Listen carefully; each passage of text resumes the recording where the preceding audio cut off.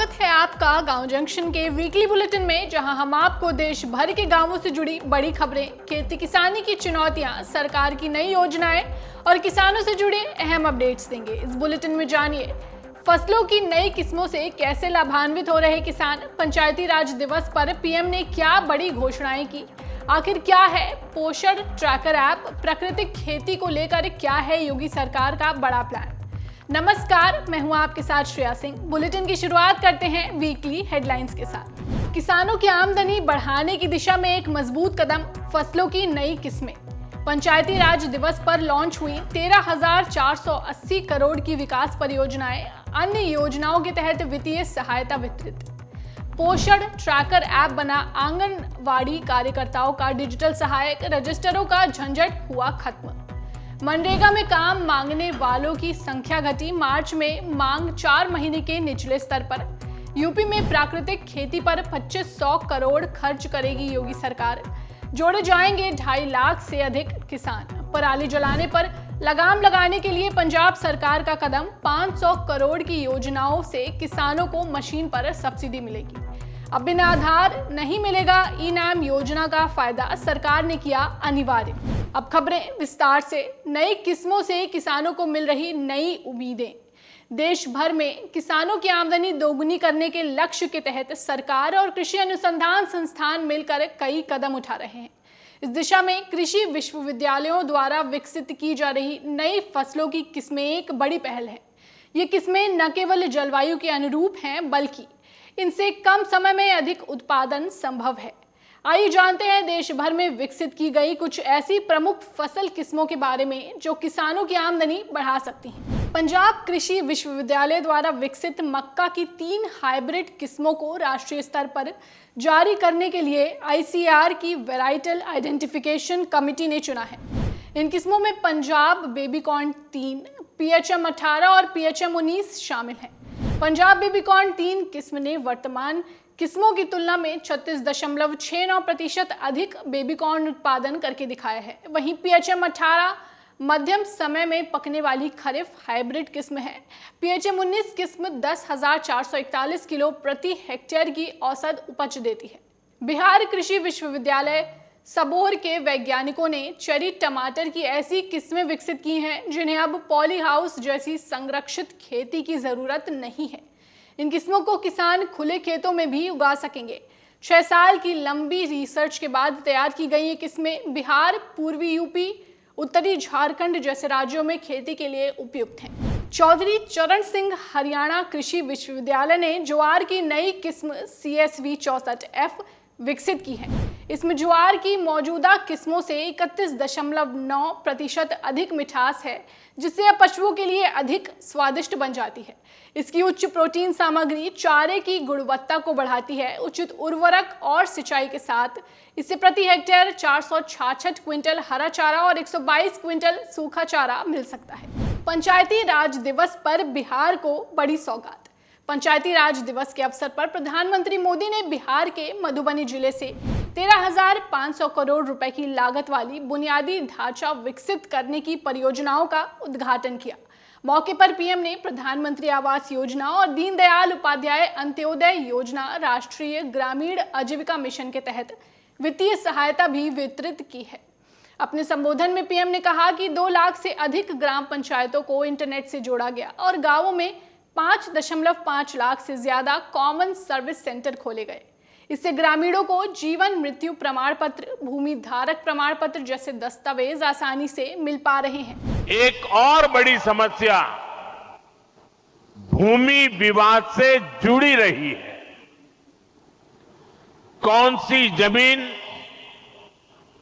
आबादी की है, कौन सी खेती की है, पंचायत की जमीन कौन सी है, सरकारी जमीन कौन सी है, और इन सारे विषयों पर अक्सर विवाद रहता था। इसके समाधान के लिए जमीनों का डिजिटलीकरण किया जा रहा है। आंगनवाड़ी कार्यकर्ताओं का दोस्त बना पोषण ट्रैकर ऐप। केंद्र सरकार द्वारा साल 2021 में लॉन्च किए गए पोषण ट्रैकर ऐप ने आंगनवाड़ी कार्यकर्ताओं का काम आसान और प्रभावी बना दिया है। इस मोबाइल ऐप को सरकार ने आंगनवाड़ी केंद्रों में पोषण कार्यक्रमों की निगरानी और मूल्यांकन के लिए लॉन्च किया था। इस ट्रैकर की मदद से करीब 10 करोड़ लाभार्थियों और 14 लाख आंगनवाड़ी केंद्रों तक पहुंच संभव हो पा रही है। पहले आंगनवाड़ी महिलाओं को करीब 11 रजिस्टर हाथ से भरने पड़ते थे। अब वे अपने मोबाइल फोन पर पोषण ट्रैकर ऐप का इस्तेमाल कर आसानी से रियल टाइम डेटा दर्ज कर रही हैं। बता दें कि ये एप्लीकेशन गर्भवती महिलाओं, स्तनपान कराने वाली माताओं और 6 वर्ष से कम उम्र के बच्चों के पोषण संबंधी डाटा इकट्ठा करने के साथ प्रगति को भी ट्रैक करता है। मनरेगा में काम मांगने वालों की संख्या में गिरावट। ग्रामीण क्षेत्रों में रोजगार की बढ़ती संभावनाओं और मौसमी बदलाव के चलते मनरेगा के तहत काम मांगने वालों की संख्या में मार्च के महीने में गिरावट दर्ज की गई है। ये संख्या 4 महीनों में सबसे कम रही। एक वरिष्ठ अधिकारी के अनुसार नवंबर से फरवरी के बीच मनरेगा की मांग में बढ़ोतरी मौसम से जुड़ी वजहों से हुई थी। अब ग्रामीण इलाकों में खेती और गैर कृषि गतिविधियों में तेजी आने से योजना की मांग में गिरावट देखी जा रही है।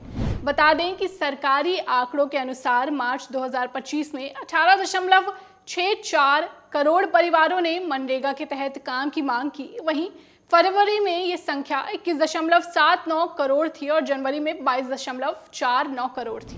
प्राकृतिक खेती को बढ़ावा दे रही यूपी सरकार।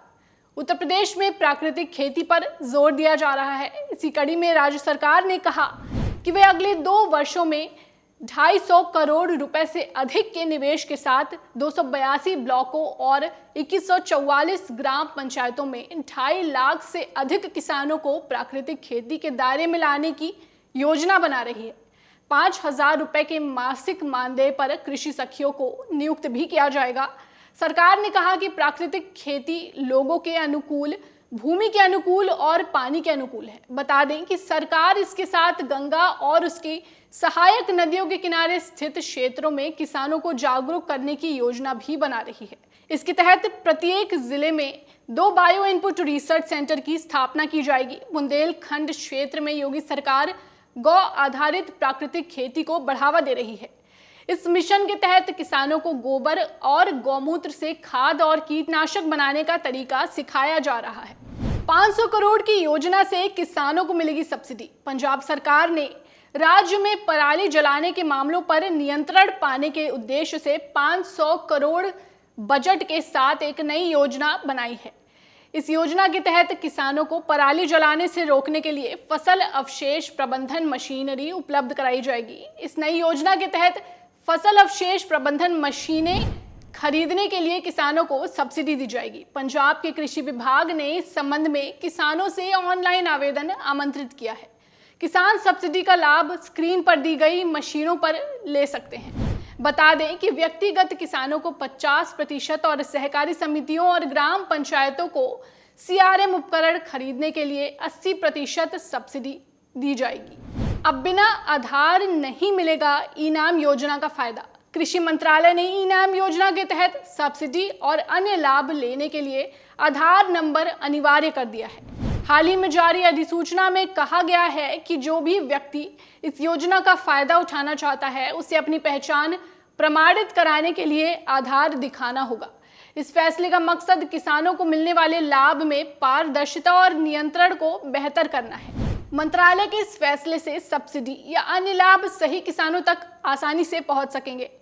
आधार से बायोमेट्रिक और जनसंख्या विज्ञान आधारित जानकारी के जरिए पहचान सत्यापित होगी, जिससे फर्जीवाड़ा रोका जा सकेगा। इसके साथ ही डिजिटल प्रक्रिया से कामकाज तेज होगा और सरकारी योजनाओं की निगरानी भी आसान हो जाएगी। चलिए अब बात मौसम के हाल पर। अगले हफ्ते मीन्स इस बार टेम्परेचर 42 अधिकतम तापमान 40 से लेकर इंक्रीज हो जाएगा। और ये भी है विशेष सूचना है, कल टेम्परेचर ज्यादा रहेगा। दैट मीन 26 को ये अराउंड 42 लू चलने का संभावना है। सो मिनिमम टेम्परेचर भी 23-24 डिग्री रहेगा इस हफ्ते में। और सुबह का आर्द्रता 65 to 75% रहेगा और न्यूनतम आर्द्रता 15 तक आ जाएगा, 15 से 25 रहेगा। और ये हवा के कारण ज्यादा हवा भी रहेगा, तो ये लू चलने का ये है कल। और तापमान बढ़ने की संभावना देखते हुए ये किसानों के लिए सलाह है कि अभी जो फसलें खड़ी है, पर्टिकुलरली ये सब्जियां है, उसी में हल्का सा इरिगेशन दीजिए, पानी दीजिए, और सुबह और शाम को दीजिए, और हवा को भी ध्यान में रखकर दीजिए। वीकली बुलेटिन में फिलहाल बस इतना ही। अगले हफ्ते शनिवार शाम 5 बजे हम फिर हाजिर होंगे ग्रामीणों, किसानों और महिलाओं के सरोकार से जुड़ी खबरों के साथ। तब तक के लिए बने रहें गांव जंक्शन के साथ। नमस्कार।